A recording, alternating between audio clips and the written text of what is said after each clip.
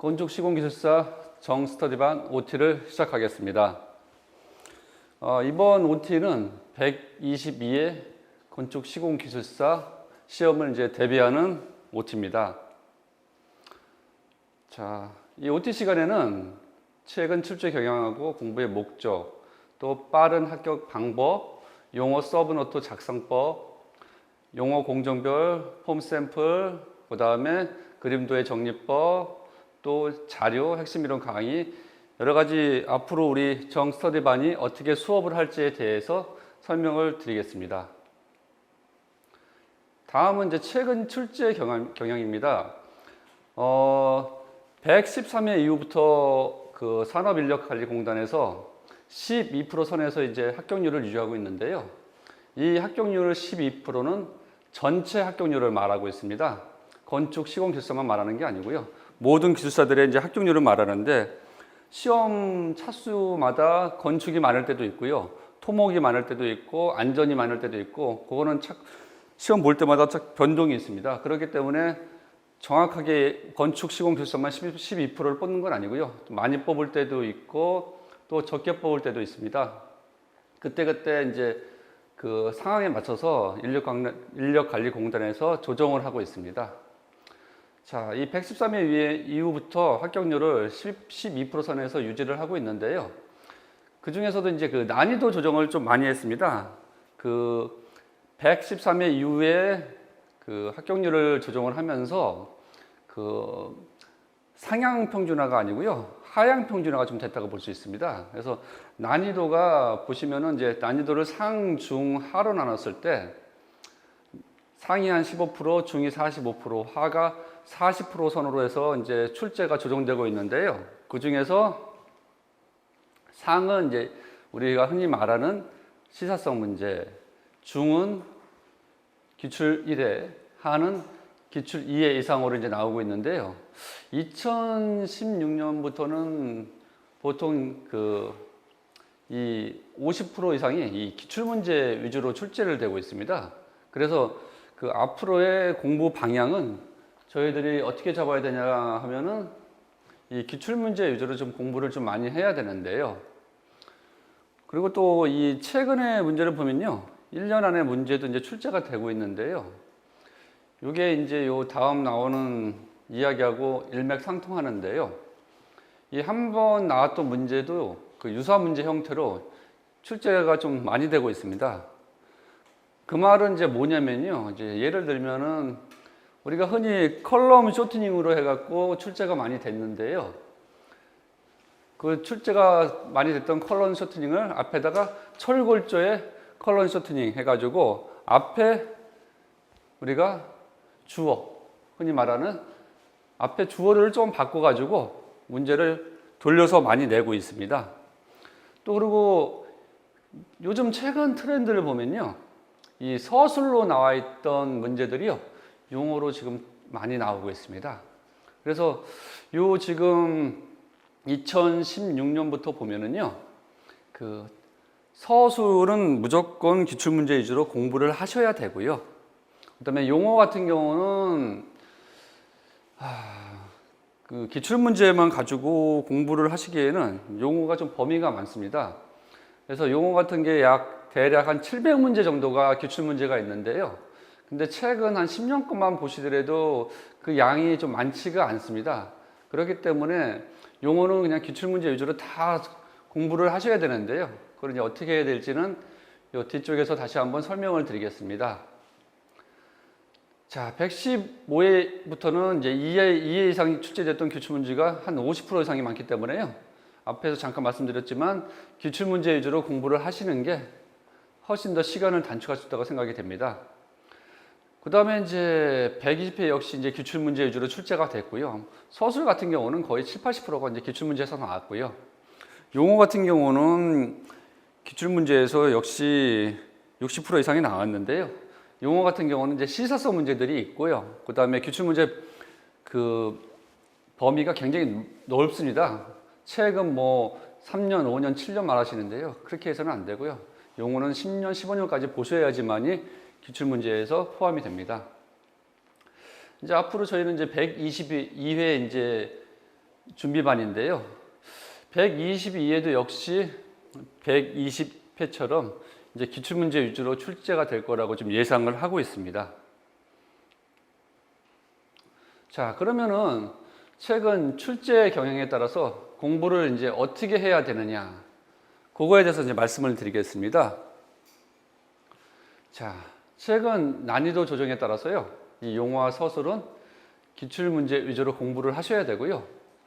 용어 같은 경우는 약 기출문제 700문제 정도를 반복해서 공부를 하셔야 되는데요. 이제 저희 반에서는 이 키워드를 정리해가지고 만들어 놓은 책이 있습니다. 그래서 키워드 요약집인데요. 이제 요거를 나눠 드릴 테니까 그걸 가지고 계속 좀 반복을 해서 공부를 하셔야 됩니다.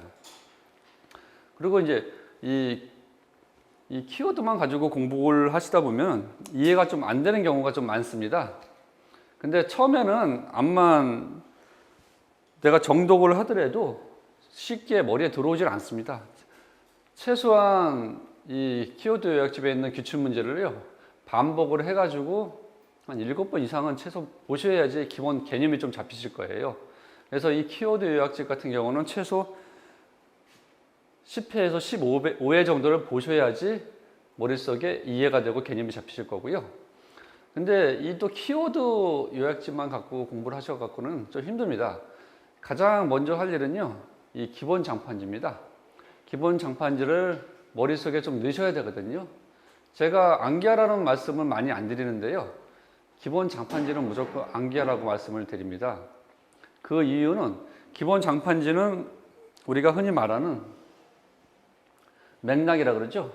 전체 공정에 대한 줄거리가 들어가 있습니다. 그 공정에 대한 줄거리를 알아야지만이 그 안에 들어있는 하나하나의 어휘를 이해할 수가 있거든요. 즉 키워드를 이해할 수가 있습니다. 그래서 이 키워드하고 기본 장판지를 같이 공부를 하셔야지만이 더 큰 시너지를 우리가 얻을 수가 있습니다. 특히 이제 서술 같은 경우는요, 최근 10년간 기출문제만 공부하셔도 충분히 60점을 받을 수가 있습니다.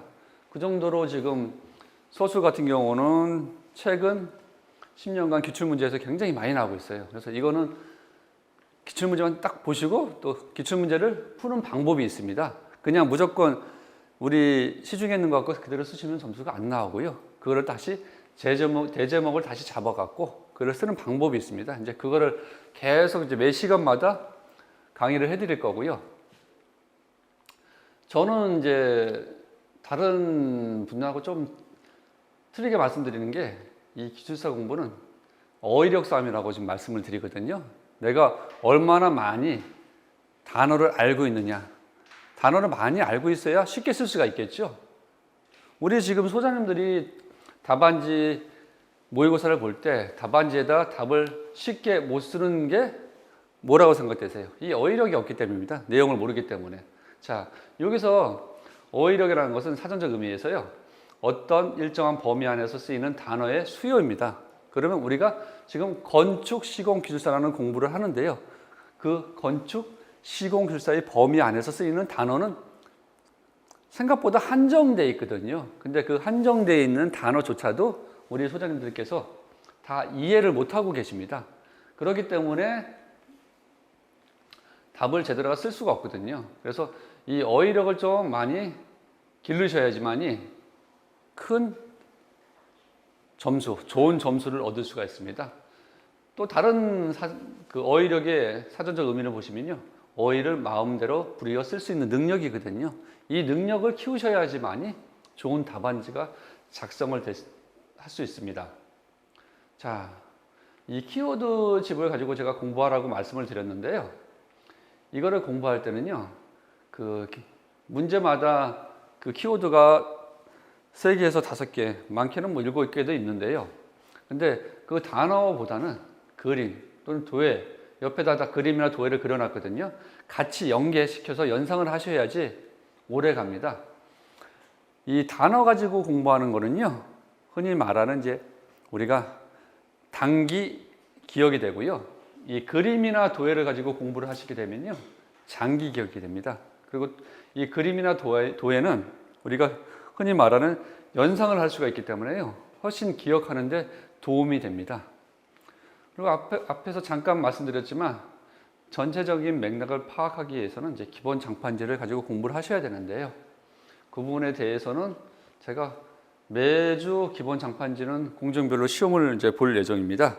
그래서 그 기본 장판지를 못 따라오고는 이게 기본적으로 머릿속에 없고 나서 나머지 공부를 하시기는 좀 쉽지가 않습니다. 그래서 제가 매 시간 주요 공정에 대해서는 이론 수업을 한 2시간 정도 해드리는데요.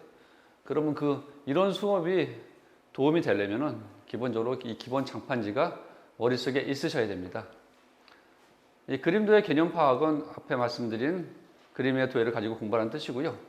그 다음에 이제 우리 시험이 말 그대로 하향 평준화가 되다 보니까 이 차별화가 안 되면 점수가 높게 나올 수가 없습니다. 그렇기 때문에 어쨌든 간에 우리 답안지는 좀 차별화를 해야 되는데요.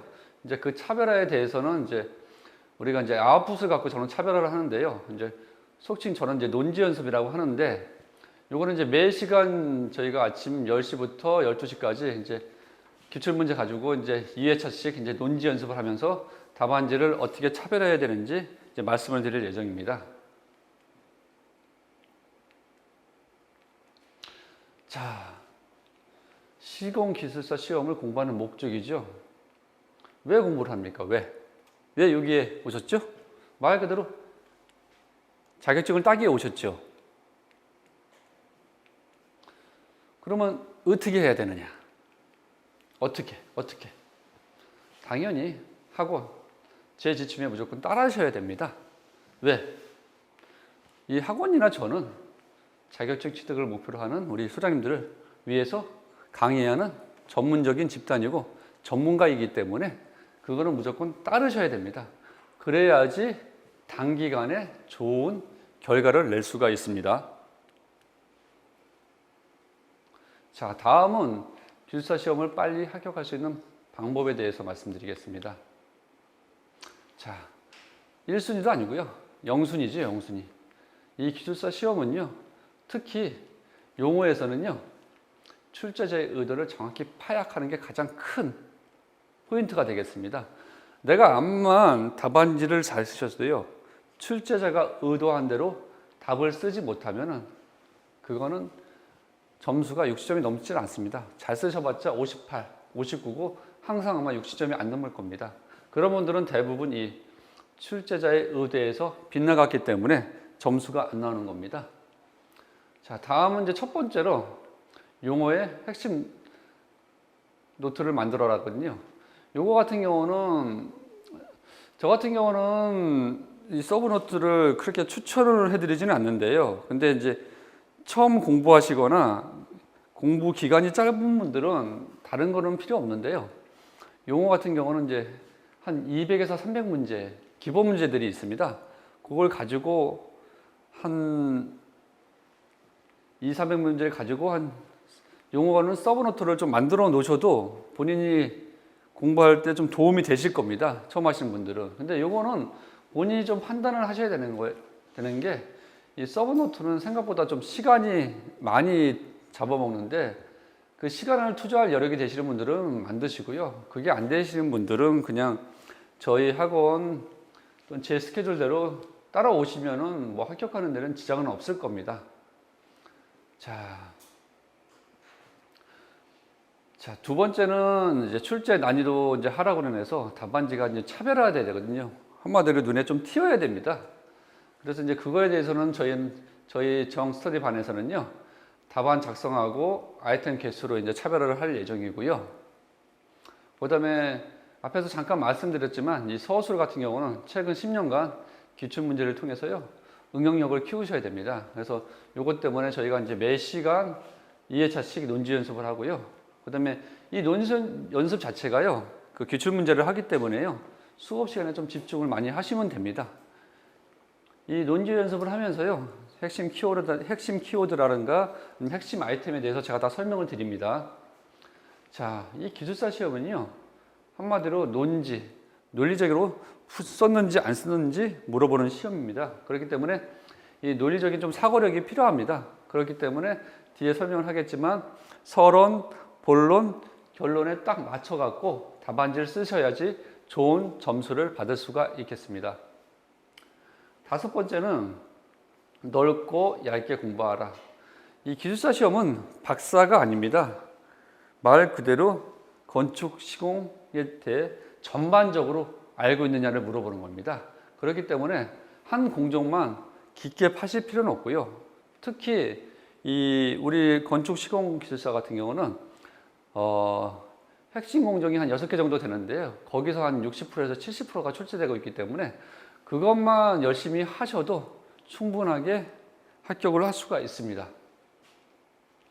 자, 일곱 번째는 한 번 정도는 시험에 미쳐보자. 왜 이 말을 써놨냐면요. 기본을 잡으려면은 최소한 한두 달 정도는 시간 투자를 하셔야지 기본이 잡힙니다. 뭐 3개월, 6개월, 9개월을 공부하시는데 그 기간 내내 우리가 미칠 수는 없어요. 근데 기본을 잡기 위해서는 최소 두세 달은 시간 투자를 하셔야지 내 실력 기본 베이스가 잡히는 거로 생각을 하셔야 됩니다. 그리고 이제 이 합격자 수기를 읽어보라고 써놓은 이유는요. 공부를 하시다 보면은 굉장히 하기 싫을 때가 자주 찾아옵니다. 그럴 경우 이 합격하신 선배들이 어떤 방법으로 그런 위기를 넘겼고 어떻게 공부를 했는지 한번 보는 것도 본인한테 도움이 되기 때문에 한번 써놨습니다. 자, 제가 이 건축 시공 기술사는 논리적인 시험이라고 말씀을 드렸죠. 한마디로 말해서 소논문입니다. 우리가 논문 같은 경우는 어떻게 이루어졌죠? 서론, 본론, 결론 이런 순으로 지금 이루어져 있습니다. 논문이. 자, 그러면은 각각의 서론, 본론, 결론 이 프로세스로 이루어졌는데 이제 저희 같은 경우는 이제 보통 이 엑스트라를 좀 많이 써가지고 우리가 공부량이 많으면 이 본론, 결론만 갖고 이 용어에서 출제자가 물어보는 거에 대해서 다 대답을 해주셔도 되는데요. 그게 안 되기 때문에 이제 칸을 채우기 위해서 이제 엑스트라를 쓰는 경우가 많습니다. 그리고 이 엑스트라 같은 경우는요, 이 용어에서 큰 도움이 되는 게 대부분 엑스트라는 우리가 이제 그림하고 도예로 채우는데요. 그림 도예만 충분히 이해를 해도 거기서 본론부, 결론부를 끄집어낼 수가 있습니다. 그래서 이 본론, 결론부는 정의 부분하고 이 그림 도예 가지고 충분히 해결이 되는데 처음에 공부하시는 분들은 그게 무슨 소리냐, 말도 안 된다라고 말씀을 하시는데요. 그거는 연습을 좀 꾸준히 하시면은요, 단기간에 3개월 안에 충분히 이 두 가지 대제목 가지고 본론, 결론까지 빼낼 수가 있습니다. 자, 먼저 서론 같은 경우는요, 우리가 흔히 정의, 개요, 뭐뭐이란, 대하여, 간하여, 머릿말 이런 식으로 우리가 이제 풀이를 하는데요. 여기서 이제 중요한 게 하나 있습니다. 정의는요, 사전적인 의미를 얘기하고요. 개요는 about, 대충, 간략한 걸 말하는 겁니다. 그래서 항상 이 정의나 개요는 정확히 구분을 해서 쓰셔야 되고요. 용어에서는 대부분 이제 정의로 표현을 하는데 서술에서는 대부분 이제 개요로 표현을 많이 할 겁니다. 서론이나. 근데 이제 이런 걸 피하기 위해서 저는 이제 예를 들어서 뭐 탄산화 같은 경우는 탄산화란, 탄산화에 대하여, 탄산화에 관하여 이런 식으로 말을 바꿔놓으면은 충분히 빠져나갈 수가 있습니다. 그 부분에 대해서. 다음은 이제 엑스트라입니다. 엑스트라는 보통 이제 이 본론, 출제자의 의도와 관련된 거를 이제 쓰거나 이제 그리면 되는데요. 저 같은 경우는 대부분 이제 그림 도예 위주로 준비를 하라고 지금 말씀을 드립니다. 그러면 원기, 모교, 필사, 피대, 고효, 도 이제 저는 이렇게 외우고 있는데요. 보시면은 거기에 대해서 이제 원리나 기준, 목적, 요구사항, 필요성, 사유, 프로세스, 대상, 고려사항, 효과, 도입 배경. 근데 잘 보시면은요, 여기 있는 지금 내용들이, 단어들이 대부분 뭘까요? 장점이죠? 장점이죠? 대부분 장점을 써놓는 겁니다. 그러니까 좋은 점을 써놓으면 되는데요. 그거보다는 대부분 그림이나 도예를 이용해서 채우시면 되고요. 이제 본론 부분은요, 말 그대로 출제자가 물어본 거에 대해서 답을 쓰시는 거고요. 이 결론 부분은요, 이 용어하고 서술은 이 결론부가 틀립니다. 용어에서 결론이라는 것은요, 이 본론부를 보완하는 겁니다. 말 그대로. 그래서 뭐 비교라든지 향후 발전, 개선, 실패, 공사에 미치는 영향 등을 쓰시면 되는 거고요. 저 같은 경우는 이제 우리가 용어 이제 우리 답안지를 보시면요. 우리 답안지가 총 몇 줄로 되어 있죠? 22줄로 되어 있죠. 그렇기 때문에 자, 대제목을 빼고요. 정의는 2줄, 엑스트라는 5줄, 본론은 5줄, 결론은 5줄. 이렇게 25, 55라는 이제 숫자를 제가 드리고 있어요. 이게 맞춰서 딱 쓰시면은 답안지가 굉장히 딱 완성도가 높아집니다. 이제 그거는 뒤에서 한번 보여드릴게요. 근데 이제 본론부는 제가 이제 55를 기본적으로 말씀드리는데요. 문제에 따라서는 8이 될 수도 있고요. 그러면 결론은 2가 될 수도 있고, 이게 7대 3, 6대 4가 될 수 있는 겁니다. 그거는 문제에 따라서 조정을 하셔야 됩니다. 자, 아까 제가 이제 용어 한 기본 200에서 300 문체는 대제목 1, 2, 정의하고 대제목 2의 엑스트라 부분을 만들라고 말씀을 드렸죠. 그때 만들 때는 보시면은 그 정의 부분은 이제 키워드는 한 2줄 정도로 해가지고 이렇게 파란색, 그 다음에 문제는 검정색, 그 다음에 엑스트라도 그림은 파란색, 내용은 빨간색으로 해갖고 이 색깔을 좀 이용하시면요 눈에 잘 들어옵니다. 인지성이 올라가기 때문에. 그래서 좀 삼색을 이용해서 작업을 하시면은 훨씬 더 서브노트가 눈에 좀 잘 들어오니까 요거는 이제 참고만 하시고요. 자, 여기서 이제 포인트는 뭐냐면요. 우리가 그림도를 그리실 때요. 항상 지시선은 5개에서 6개 이용을 하시면 됩니다. 그 말씀은 뭐냐면요. 지시선 5개, 6개 빼갖고 이렇게 이제 하나의 단어들이 나오지 않습니까? 이 단어 하나하나가 키워드고요. 이 단어 하나하나가 아이템에 쓰입니다. 그래서 이 그림도에만 하고 정의 부분만 본인이 정확히 이해만 하고 계시면요. 답을 본론부나 결론부를 얼마든지 쓸 수가 있다는 거. 이제 그 연습을 제가 이제 많이 좀 해드릴 거거든요. 몇 시간? 자, 이제 용어 이제 대제목 작성법인데요. 이제 다음 시간에 이제 제가 이제 요거를 이제 나눠드릴 거예요. 이거는 뭐냐면은 각 공정별로 계약, 자재나 장비, 재료, 가설 또는 이제 뭐 품질 시트라든지 그 다음에 계층, 안전보건 관리비라든지 또는 공법이라든지 그 다음에 시험이나 검사, 또 결함, 하자 같은 거, 그 다음에 이거는 이제 측압, 예민비 이런 이제 공식이라든지 그 다음에 V나 시공 연도, 또 A 비교, 또 원리. 우리 용어 각각의 문제에 따라서 제가 이제 대제목을 만들어 놨습니다. 그래서 그냥 갖다 쓰시면 되는 거거든요. 고민할 필요 없이. 그러니까 대제목 잡는데 이제 우리 소장님들이 굉장히 시간을 많이 뺏기시고 고민을 많이 하시죠. 그것 때문에. 근데 각각의 공정별로 대제목은 정해져 있어요. 그래서 뒤에 잠깐 말씀을 드리겠지만 다시 대제목은 유형은 많이 나오는 게 한 6가지 딱 정해져 있습니다. 그것만 기본 유형만 머릿속에 있고요. 공부가 좀 양이 좀 더 되시면은 그 유형에 맞추셔 가지고요. 우리가 뭘 해야 되냐면은 좀 타입을 변형시켜야 됩니다. 그러면 예를 들면 이 공법이 있다 그러면요. 이 공법에 대해서 보시면 대부분 공법은 정의 나오고요. 두 번째로 시공도 나오죠. 또는 시공 순서. 세 번째로 특징. 네 번째로 시공시 주의사항이 기본이죠. 공법은. 그러면 이렇게 하는 경우도 있고요. 다시 다른 타입은 첫 번째 정의, 두 번째 시공도, 세 번째 특성, 특징, 시공시 주의사항, 네 번째 비교표도 나올 수 있죠. 이런 식으로 같은 공법이지만 타입이 최소 2개에서 3개 이상 나올 수가 있습니다. 그거를 좀 문제에 맞춰서 변형을 하시면은 답안지가 훨씬 더 완성도가 높아지겠죠. 자, 왜 이런 말씀을 드리냐면요. 우리가 공법 같은 경우는 우리가 용어 13문제 중에 보통 6문제, 7문제 정도가 공법으로 나오죠. 근데 6문제에서 7문제 공법을 다 똑같이 대제목 유형을 똑같이 할 수는 없죠.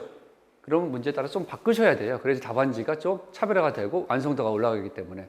그래서 대표적인 것들은 타입을 2-3개 정도 만들어 놓으셔야지 점수를 받기가 좀 유리합니다.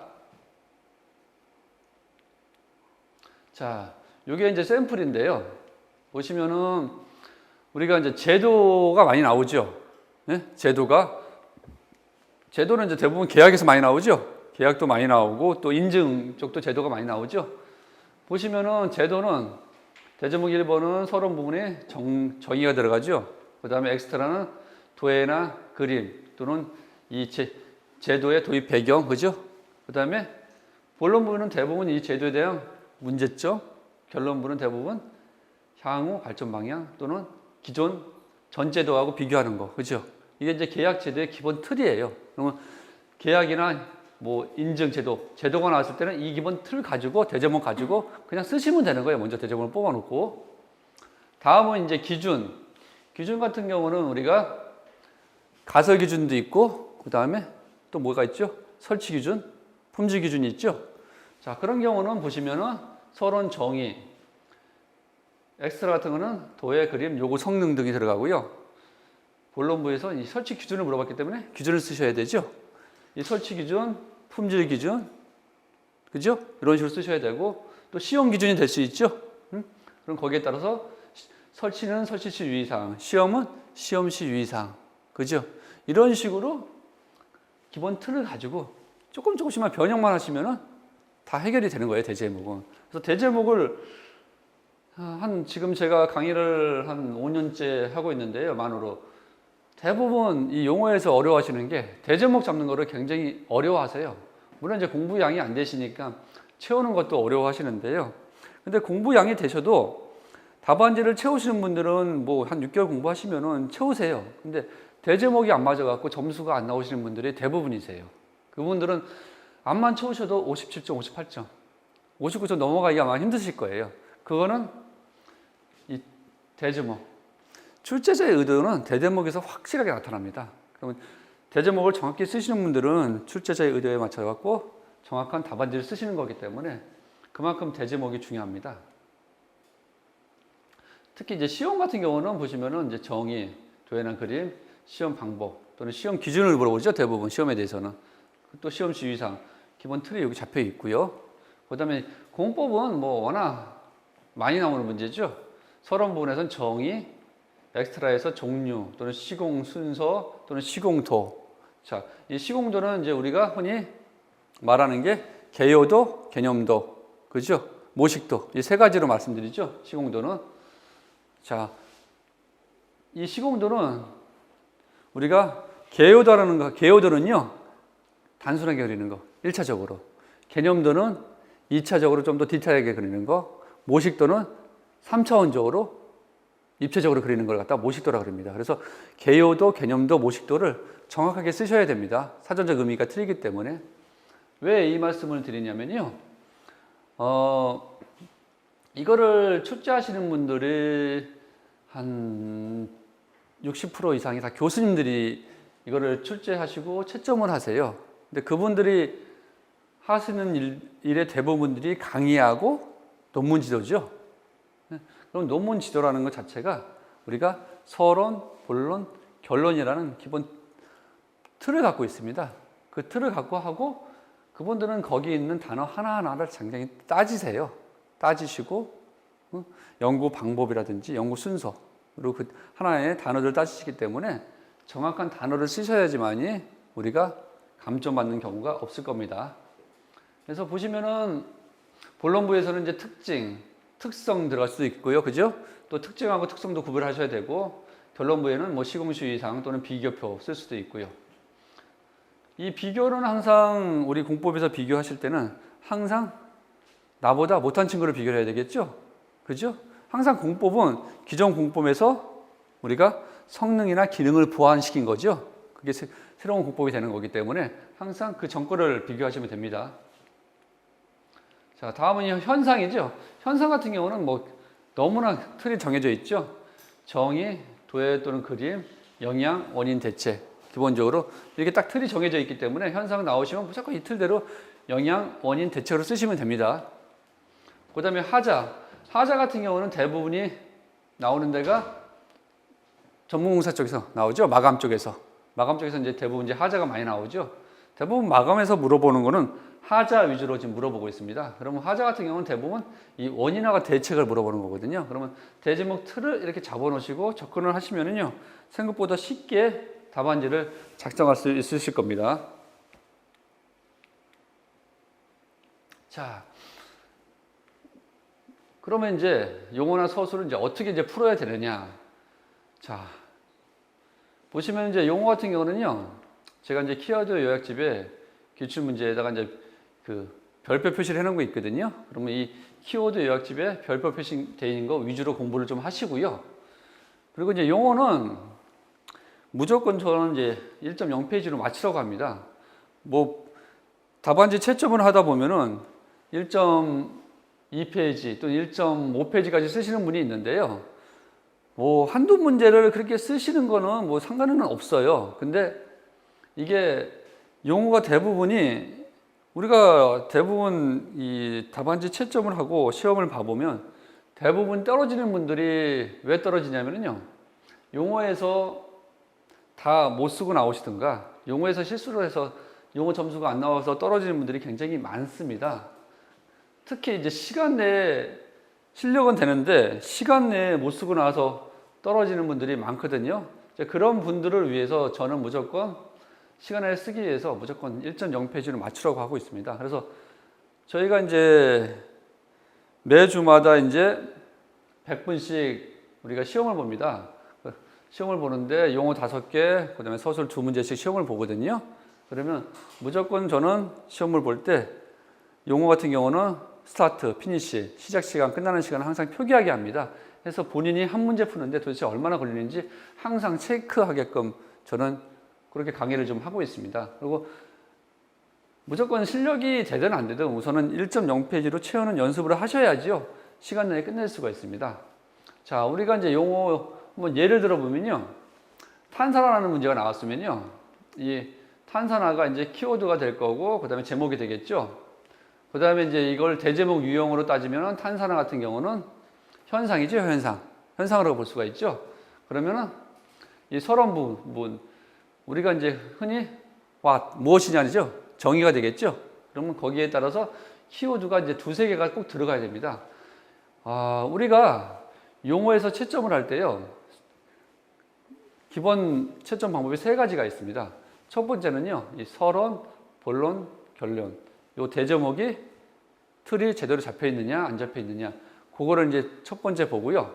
두 번째는 이 서론, 정의 부분에서요, 이 키워드가 들어가 있느냐, 안 들어가 있느냐.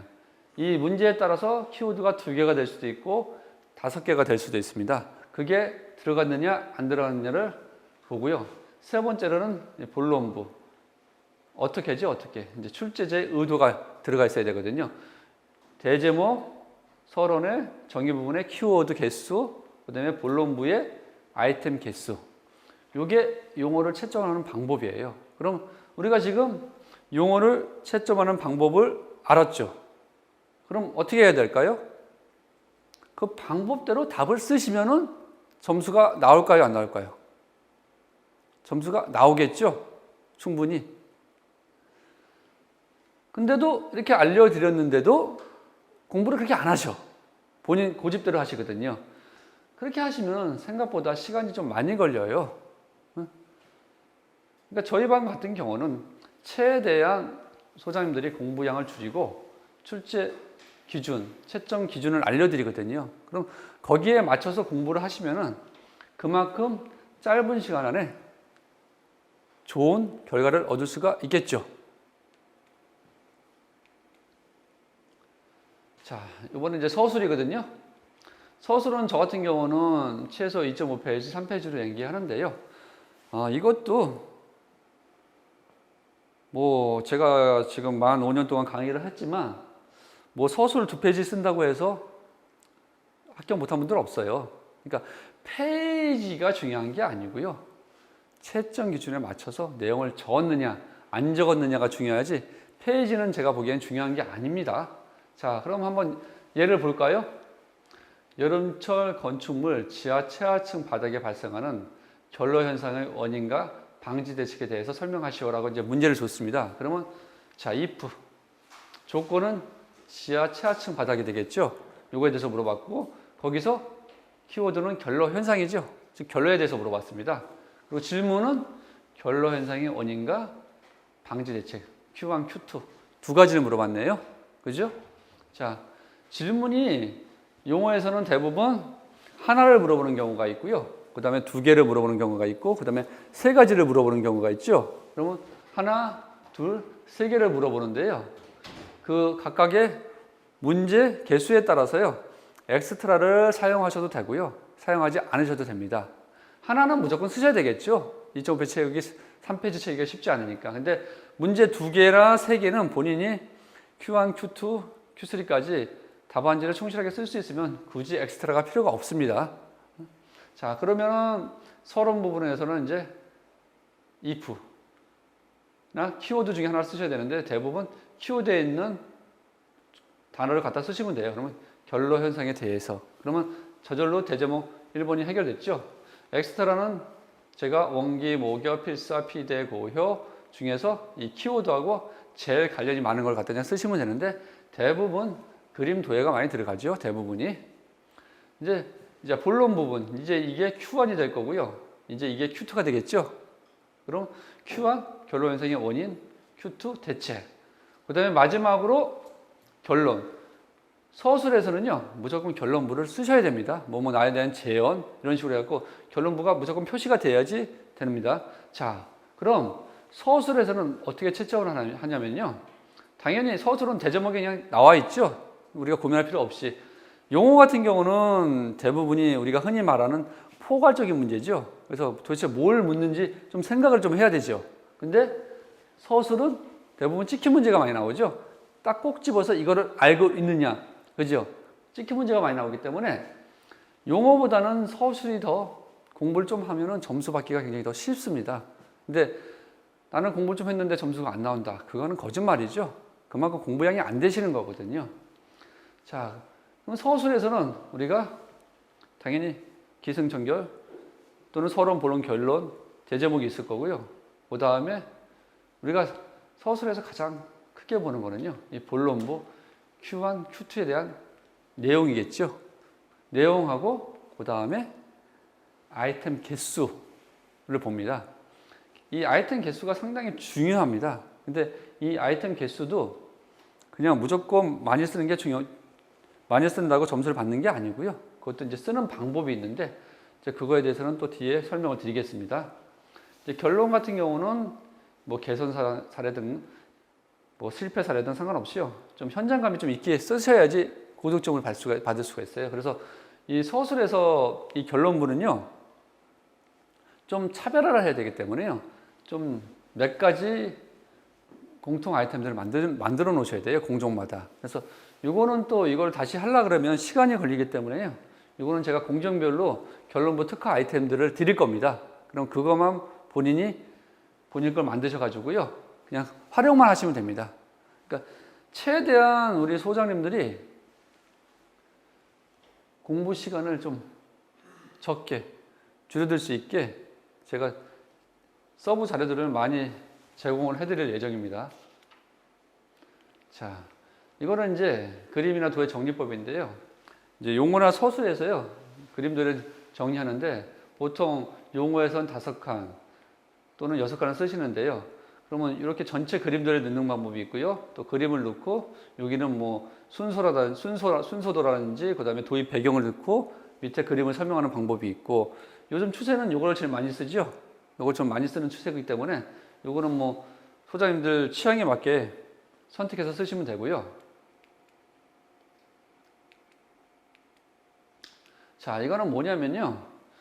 이게 이제 투시도죠, 투시도인데 요 기본 틀을 하나 만드셔가지고요. 토공사에서 우리가 스트러트나 흑막이 쓸 수도 있고요. 그 다음에 보시면은 마감공사에서 석재라든지 또는 단열이죠, 단열.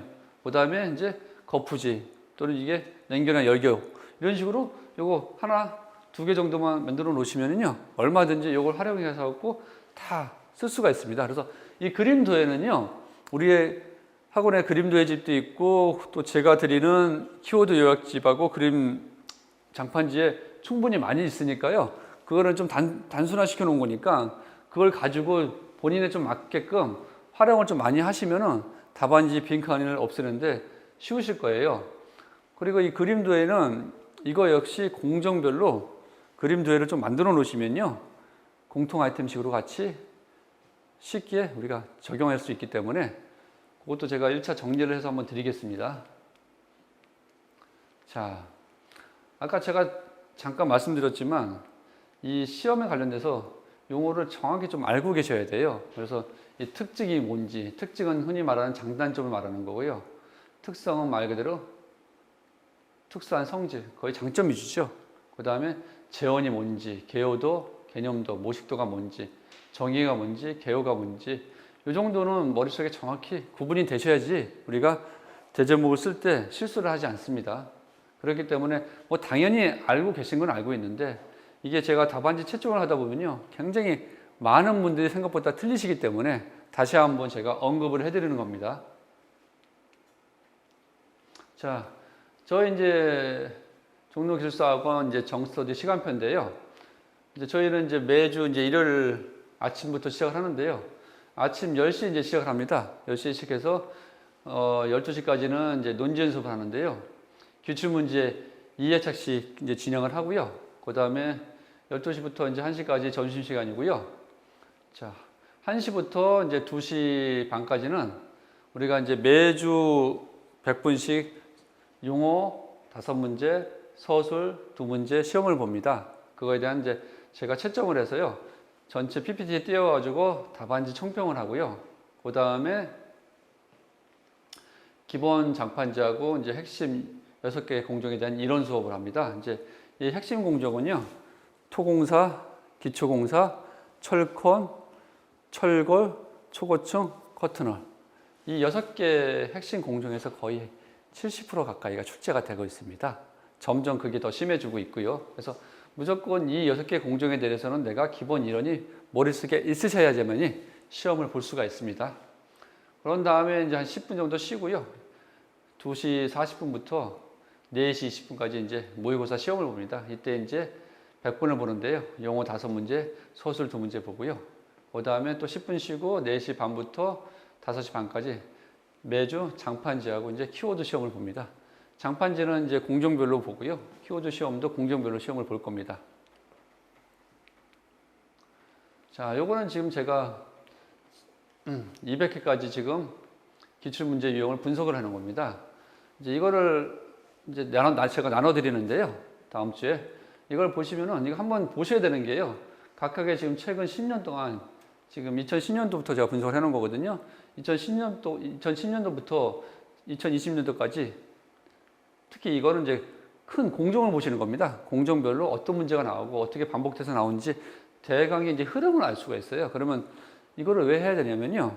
제가 이제 핵심 6개 공정은 이런 수업을 해드리겠지만 우리가 굉장히 계약부터 해서 총론까지 굉장히 우리가 공부할 양이 많죠. 근데 그거를 다 하려고 그러면 생각보다 시간이 많이 걸립니다. 그러면 기본적으로 이 건축시공기술사 공부를 최소 9개월, 1년은 하셔야 된다고 봅니다. 제가 보기에는. 근데 지금과 같은 이제 시험 출제 패턴을 보면요, 그렇게 하실 필요가 없고요. 그냥 기본 주요 공정들하고 그 다음에 이런 이제 보면은 이 총론도 그렇고요, 이 기타 공사도 그렇고 마감도 그렇고 나오는 문제들이 있고 안 나오는 문제들이 있어요. 그런 문제들은 우리가 가감하게 버릴 거는 버려야 됩니다.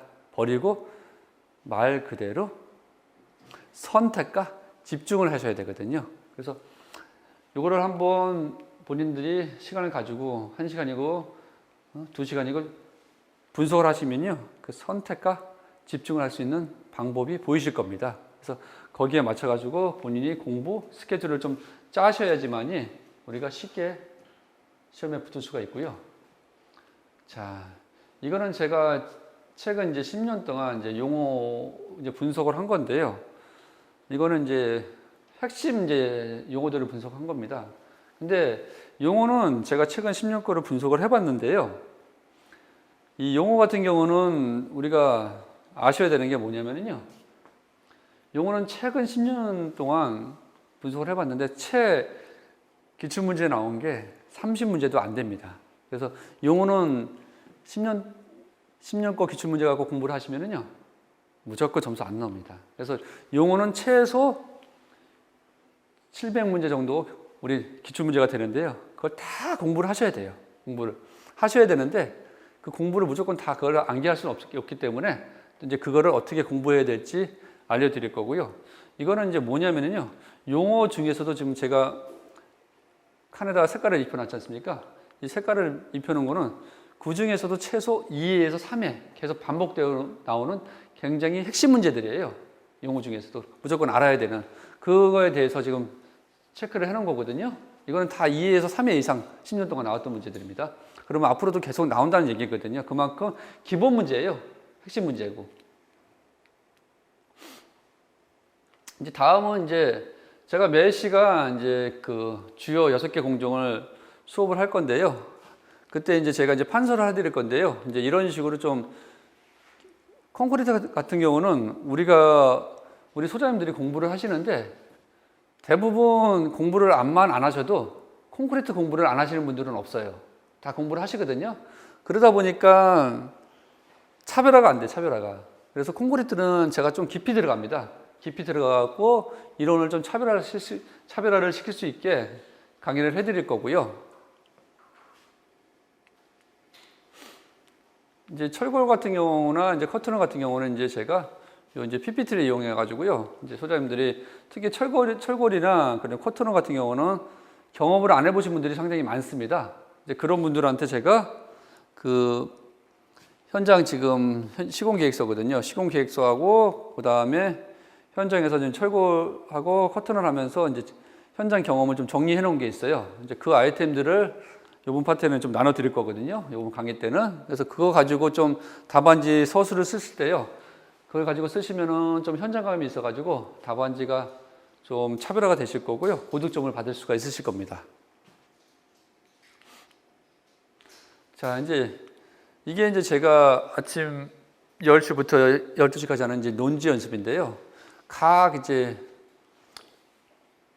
그 100회부터 이제 100일에 해서 쭉 해서 이제 제가 풀어볼 건데요. 예를 들어서 이제 100일에 1교시입니다. 그러면 이제 이걸 제가 나눠드릴 거예요. 이거를 이제 나눠드리면은 여기다 이제 본인들이 대제목을 이제 한번 잡아보실 거예요. 10분 동안.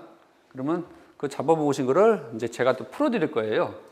소장님들이 잡으신 거하고 그 다음에 제가 풀어드린 거하고 이제 비교를 하시면 되는데 그 비교를 하실 때 우리가 이제 흔히 학원에 이제 모범 답안지가 있어요. 저희 종로도 있고 한솔도 있고 모범 답안지가 있는데 그 모범 답안지에 있는 대제목들이 생각보다 안 맞아요. 안 맞기 때문에 그게 틀리다는 게 아니고요. 말 그대로 모범 답안인데 이제 저희 반은 차별화시키기 위해서 제가 모범 답안을 좀 다시 만들어 드릴 거예요. 그래서 대제목부터 다시 잡아 드릴 건데 이렇게 제가 이 앞에 있는 이런 문제에 대해서요. 이런 식으로 대제목을 딱 풀어 놓고요. 거기에 키워드가 뭔지 다 지금 제가 잡아 놨거든요. 그래서 요거를 이제 시험 끝나면 1교시 그러니까 논지 연습이 끝나면은 이걸 이제 나눠 드릴 겁니다, 제가. 그러면 이거 가지고 가서 공부하실 때 참고를 하시면 되거든요. 정답은 없습니다, 시공기술사는. 정답은 없지만 모범 답안은 있거든요. 그러니까 제가 모범 답안에 가장 근접해 갖고 만들어 드린 거니까 이걸 가지고 공부를 하시면 그만큼 쉽습니다. 그리고 대부분 이 만들어내는 걸 보시면은 그 서론, 본론, 결론, 소논문 위주로 만들어 놓은 거거든요. 그래서 이런 식으로 공부를 하시면은 굉장히 큰 도움이 되실 겁니다. 자, 이거는 이제 답안지 분석 체크인데요. 제가 이제 시험을 보고 나면요. 이제 이런 식으로 체크를 해 드릴 거예요. 그럼 보시면은 이거 같은 경우는 60점이죠. 그럼 이제 합격자잖아요. 자, 보시면은 2, 5, 5, 5. 그죠? 답안지가 어떻습니까? 굉장히 딱 차 보이죠? 깔끔하고. 근데 문제에 따라서 이게 6, 4, 7, 3, 8, 2가 될 수 있는 거고요. 근데 5, 5가 굉장히 보기가 좋습니다. 근데 원인 대책이 나올 때는 6, 4로 그러니까 4, 6로 가셔야 되고요. 원인보다 대책. 대책이 원인보다 1.5배 정도 더 많아야 되기 때문에 우리가 4개면 여기 6개 정도 나와야 됩니다. 자, 이거 같은 경우는 뭐 기승전결 또는 서론, 본론, 결론 맞추셔가지고 답안지는 잘 쓰셨는데, 자, 여기서 가장 큰 문제는, 자, 요거 같은 경우는 60점이 나오는 이유가 한 페이지에 대제목도 정확히 쓰셨고요. 그 다음에 그림도에도 제가 항상 강조하는 게 한 페이지마다 2개에서 3개 정도 말씀드리거든요. 근데 하나, 둘, 셋, 넷 충분히 쓰셨고, 그림도를 더 많이 쓰셨음에도 불구하고 답안지가 잘 짜여져 있고요. 근데 이거 같은 경우는 그림도에 딱 하나 들어가 있고요. 나머지는 다 글로 쓰셨잖아요. 그러다 보니까 좀 난잡해 보여요. 그래서 이 표하고 그림 도예를 좀 많이 이용을 하셔야지 답안지가 좀 완성도가 높습니다. 그리고 보시면은 이 품질 기준에 대해서 물어봤는데요.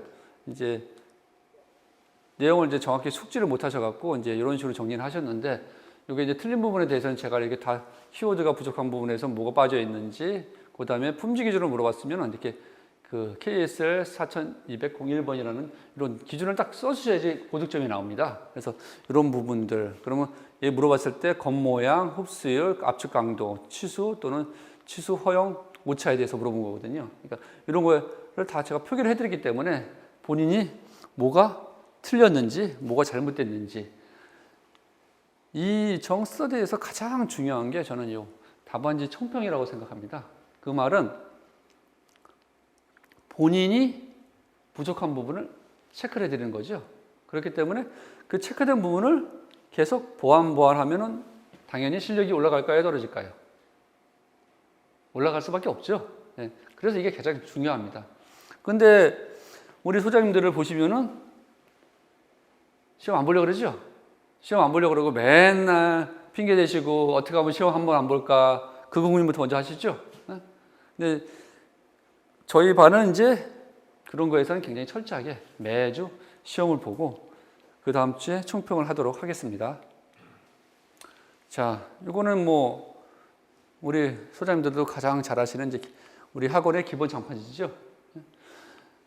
이 기본 장판지는요, 김우식 원장님께서 만드신 건데, 이거는 누가 보더라도 나쁘다고 말할 사람은 없어요. 진짜 잘 되어 있거든요. 그 각 건축공사의 공정을 전체 파악하게 한 맥락으로서 이거보다 더 좋은 건 없어요. 왜 좋냐면은 이 자체가 프로세스거든요. 토공사에. 그래서 요거 기본 장판지의 이 흐름만 알면 토공사의 흐름을 다 알 수 있어요. 그러면 이 토공사의 흐름을 안 다음에 나머지 이 단어들은 다 아까 제가 말씀드린 어휘력이죠. 어휘력이 되기 때문에 그거는 하나하나 공부를 하시면 되는 거거든요. 근데 이거를 먼저 공부하고 흐름을 알 수는 없어요. 그러면 굉장히 시간이 오래 걸려요. 그래서 항상 공부를 먼저 하실 게 뭐냐면은 각 공정에 대한 기본 장판에 대한 이 공정에 대한 흐름을 먼저 본인이 이해를 하시면은 굉장히 빨리 실력이 늘 수가 있어요. 근데 뭐 소장님 같은 경우는 지금 장판지 다 머릿속에 암기하고 계세요? 기본 장판지? 100%가 되셔야 돼요. 이 장판지는. 이건 기본 중에 기본이에요. 지금 시험에서는. 지금처럼 시험이 난이도가 하향 평준화 됐을 때는 가장 기본이 될 수밖에 없어요. 그리고 120회 시험에서도 볼 수 있었지만 서술에서 거의 70%, 80% 이상이 다 장판지만 알아도 쓸 수 있는 문제들이 많이 나왔죠. 그렇기 때문에 이 기본 장판지는 기본 중에 기본이에요. 그래서 이거는 무조건 암기를 하셔야 되고요. 자, 이게 이제 저희 반에서 쓰는 이제 키워드 요약집이에요. 그러면 각각의 용어 문제에 대해서요, 이런 식으로 다 풀어놨죠. 풀어놓고 이렇게 다 그림들을 갖다 놨어요. 이건 이제 계약이니까 그림이 좀 많이 앞죠. 근데 토공사, 기초공사, 나머지 다 그림 굉장히 많이 있거든요. 그래서 하나하나 다 그림들을 붙여놔갖고 그림을 연상해서 이거를 이해할 수 있게 좀 해놨어요. 그래서 이거를 최소한 제가 이제 많이 쓰는 게 에빙하우스의 망각 이론하고요. 그럼 7회차 반복법이라는 걸 많이 쓰거든요. 에빙하우스의 망각 이론은 우리가 공부를 하고 30분 지나고 1시간 지나고 반나절 지나고 하루 지나고 3일 지나고 일주일 지나고 할 때마다 5%, 10%, 15%, 30%, 50%, 70% 잊어버리는 걸 우리가 에빙하우스의 망각 이론이라고 그러거든요. 그렇기 때문에 반복을 해야 되는데 그 반복의 기간을 조절을 해야 돼요. 그래서 그 다음에 7회차 반복법은 뭐냐면요. 우리가 이 7회차 반복법은 굉장히 그 유명한 공부법 중에 하나입니다. 최소한 우리가 내 거를 만들기 위해서는 7번 정도는 읽어봐야지 내게 될 수 있다. 그래서 7회차 반복법이라고 그러거든요. 근데 저는 한 15회차까지 보라고 말씀드리거든요. 그래야 완전한 내 거 될 수 있기 때문에 한 7회차 정도 읽으면은 진짜 대충 이제 이해가 됩니다. 아, 이게 이런 거였구나 정도. 그러면 10회차, 15회차 되면 그때는 완전히 내게 됩니다. 자, 보시면은 이렇게 별표가 되어 있죠? 그 별표가 되어 있는 게 기출문제고요. 그래서 이 별표 되어 있는 거 위주로 계속 반복을 하시면 돼요. 그게 한 700문제 정도 되거든요. 네 개가. 그리고 보시면은 이 빨간 표시들이 있는 게 있을 거예요. 그거 같은 경우는 최근 것들. 그 다음에 최근 다시 업데이트 한 것들. 그게 이제 빨간 표시된 거고, 구별을 지금 시켜놓은 겁니다. 최근 1, 2년 정도 것들은 다 빨간 표시를 해놓고, 또 바뀐 것들, 수정된 것들, 법들이. 그런 건 다 이렇게 빨간 걸 표시해놨거든요. 그래야지 이게 맞는지 안 맞는지 본인들도 헷갈리시니까 일부러 제가 수정해놨다는 걸 보여준 겁니다. 자, 요거는 이제 그림 장판지예요. 그림 장판지. 그래서 우리가 이제 기본 장판지 갖고도 학원에서는 이제 요 그림 장판지를 만들게끔 하시는데요. 이제 각 공정별로 다 만들어 나갔고요. 그 키워드 요약집하고요. 그 다음에 기본 장판지가 어느 정도 본인이 이해가 되고 암기가 되시면요. 마지막에 요것만 갖고 공부를 하셔도 돼요. 그럼 충분하게 시험을 볼 수가 있거든요. 이거는 용어하고 서술 다 넣어놨거든요. 자, 우리가 이 철거를 보시면요. 이 철거라고 초고층인데요. 이 그림 하나에 보시면 이 기초부터 해가지고요. 흙막이, 그 다음에 마감, 철골, 초고층 다 지금 하나에 다 나와 있거든요. 이 하나만. 그러니까 전체 우리가 건축 공사에 이거 이 정도는 뭐 모식도로 하기도 그렇고 뭐 개념도 정도 모식도로 해도 되겠네요. 입체적으로 그려놨으니까 이 모식도 안에 다 지금 들어가 있어요. 이런 식으로 집약해서 내가 공부를 하시면요. 생각보다 쉽게 머릿속에 들어가거든요. 특히 이 그림으로 공부를 하시면요. 굉장히 오래 갑니다. 연상이 되기 때문에. 그리고 그림으로 공부하시면 장기 기억이기 때문에 본인한테 훨씬 더 유리합니다. 그래서 저는 굉장히 지금 강의를 하면서 강조하는 게요. 대부분 요 그림화, 시각화, 쉽게 얘기해서 시각화죠. 뭐든지 시각화 시켜서 이해를 하고 암기를 해라 라고 말씀을 드리거든요. 근데 제가 암기를 하라고 하는 거는 딱 두 가지가 있을 거예요. 대제목 유형, 공정별로. 그거는 암기를 하셔야 되고요. 그 다음에 기본 장판지. 이 두 가지는 무조건 암기를 하셔야 되고요. 나머지는 암기가 아닙니다. 나머지는 암기가 아니고 나머지는 다 반복에 의한 이해를 통한 개념을 잡으셔야 됩니다. 그런 식으로 공부를 하셔야지 본인께 확실하게 될 수 있습니다. 자, 이상으로 종로기술사학원 정스터디 OT를 마치도록 하겠습니다. 감사합니다.